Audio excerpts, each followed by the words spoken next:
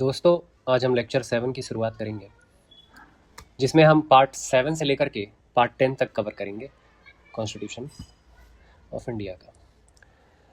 देखिए, पार्ट 7 जो है इसमें स्टेट्स के बारे में था। जो पार्ट बी में जब आज़ाद हुआ था तो स्टेट्स को 4 पार्ट में डिवाइड किया गया था, part A, B, C, D. तो बी वाले स्टेट्स को इसमें रखा गया था। हालांकि ये आर्टिकल केवल इसमें एक ही है और इसको बाद में रिपील कर दिया गया, मतलब ख़त्म कर दिया गया। कौन से अमेंडमेंट से? तो 7th अमेंडमेंट एक्ट 1956। ये जो 7th अमेंडमेंट है ना, इसमें काफ़ी सारे चेंजेस किए गए थे, ये इंपॉर्टेंट है। तो ये जब हम लोग इंपॉर्टेंट अमेंडमेंट्स को कवर करेंगे तो वहाँ पे सारे इंपॉर्टेंट वाले अमेंडमेंट्स को हम लोग देखेंगे उस लेक्चर में। तो ये आर्टिकल इंपॉर्टेंट नहीं है, याद रखने की ज़रूरत नहीं, बस जान लो कि 238 पार्ट 7 में सिर्फ एक आर्टिकल है 238 जो कि रिपील हो गया। चलो आगे बढ़ते हैं। पार्ट 8 ये इंपॉर्टेंट है। इसमें क्या है? Union territories. जैसे देखो, पार्ट 1 में क्या था? तो यूनियन एंड इट्स टेरिटरी। फिर पार्ट 2 में सिटीजनशिप आया, लोग आ गए तो सिटीजनशिप। फिर पार्ट 3 में उन लोगों को फंडामेंटल राइट्स दिया गया। पार्ट 4 में जो स्टेट थी उसके लिए डायरेक्शंस दिए गए डीपीएसपी के थ्रू। फिर ध्यान में आया कि फंडामेंटल ड्यूटीज़ भी होना चाहिए लोगों को, तो पार्ट 4A में फंडामेंटल ड्यूटीज़ को जोड़ा गया। पार्ट 5 में सबसे ऊपर जो रहती है यूनियन, तो यूनियन थी। 6 में यूनियन के नीचे क्या आएगा? स्टेट। तो 6 में स्टेट था, 7 में भी स्टेट्स था, और स्टेट के नीचे क्या होता है? Union territory. तो 8 नंबर में हमारा यूनियन टेरिटरी देखने को मिलता है। ठीक है, अब देखो यहाँ पर आर्टिकल 239 क्या बतलाता है कि administration of union territories. Exam में अभी तक तो पूछा नहीं है तो इंपॉर्टेंट नहीं, इंपॉर्टेंट केवल ये याद रखना कि पार्ट 8 में जो है यूनियन एंड इट्स टेरिटरीज है। एक ये 239A पूछा गया है एग्जाम में कि special provisions with respect to Delhi. तो ये दिल्ली से रिलेटेड जो एक आर्टिकल है ना, ये याद रखना, आर्टिकल नंबर 239AA, ये एग्जाम में पूछा है। बाकी यहाँ कुछ इंपॉर्टेंट नहीं है। चलो आगे बढ़ते हैं। पार्ट 9 पंचायत। अब देखो, यूनियन टेरिटरी के नीचे क्या होगा?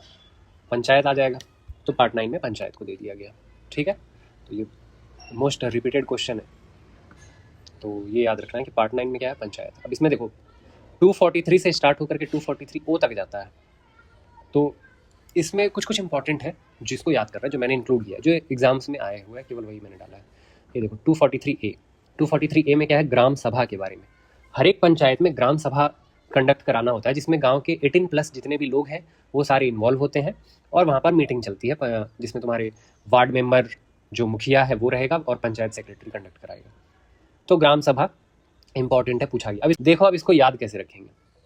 तो ग्राम सभा जो वर्ड है, इसमें ग्राम में ए आता है, उसी तरह सभा, देखो सभा में भी ए है और यहाँ भी ए है, तो ए इतना ज़्यादा रिपीट हो रहा है ना, तो इसलिए ग्राम सभा का क्या होगा? कौन सा आर्टिकल हो जाएगा?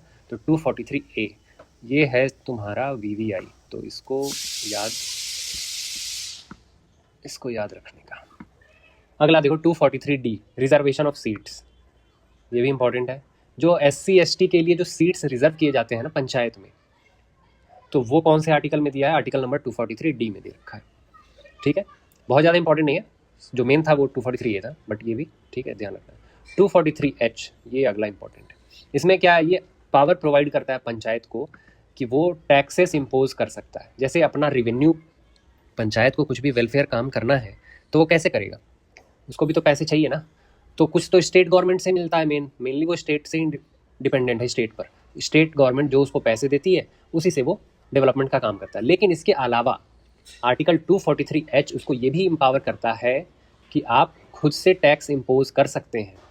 ठीक है, अब मान लो जैसे गांव में एक तालाब बना दिया या कोई छोटी पुल बना दी, तो पुल को यूज़र चार्जेस वो ले सकता है, इस पार से उस पार लोग जाएंगे जो भी व्हीकल, तो उससे कुछ यूजेस चार्जेस ले लेगा। तो इस तरीके से पंचायत अपना रिवेन्यू जनरेट कर सकते हैं ताकि इन फ्यूचर उनको डेवलपमेंटल प्रोजेक्ट्स में काम आए। तो इंपॉर्टेंट है 243H। 243I, ये भी इंपॉर्टेंट है। देखो इसमें क्या कहा है? Constitution of finance commission to review financial position. इसी के थ्रू क्या फॉर्म होता है? State finance commission. देखो फाइनेंस कमीशन तो एक सेंटर में बनता है, कौन से आर्टिकल से? आर्टिकल नंबर 280 से। दूसरा जो है स्टेट फाइनेंस कमीशन का फॉर्मेशन होता है इस 243I से, तो इसलिए 243I इंपॉर्टेंट हो जाता है। हालांकि स्टेट फाइनेंस कमीशन बहुत इसमें अनियमितता देखी गई है, आज तक समझ लो कि टोटल 6 बार ही बना है स्टेट फाइनेंस कमीशन, और वो भी लगभग 9 स्टेट्स ने बनाए थे, बाकी ने तो बनाया भी नहीं। बिहार का भी वही हाल है कि जो छठा स्टेट फाइनेंस कमीशन था वो बना नहीं, 5 बार बना, उसके बाद फिर ठंडे बस्ते में है। तो ये स्थिति है। तो ये क्या करता है? स्टेट फाइनेंस कमीशन क्या करता है तो ये जो है ना रिव्यू करता है कि हर एक जो पंचायत है, पंचायत को कितना फंड मिलना चाहिए, ठीक है, बजट का, और कौन से पंचायत को कितना मिलेगा। तो वो एक वर्टिकल डिस्ट्रीब्यूशन करता है पहले कि स्टेट गवर्नमेंट से इतना फंड पंचायत को एलोकेट होने चाहिए, और फिर हॉरिजॉन्टल डिस्ट्रीब्यूशन होगा कि कौन से पंचायत को कितना फंड मिलेगा। तो ये सब स्टेट फाइनेंस कमीशन का काम है।